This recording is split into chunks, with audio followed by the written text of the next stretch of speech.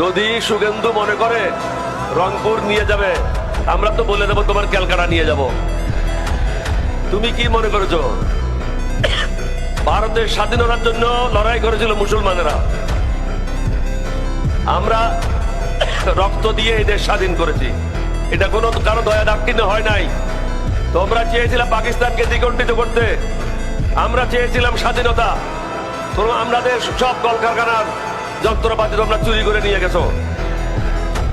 আমাদের পাকিস্তানের যে প্রায় 1 লক্ষাধিক সৈন্য ছিল, তাদের গোলা বারুদগুলি তোমরা চুরি করে নিয়ে গেছো।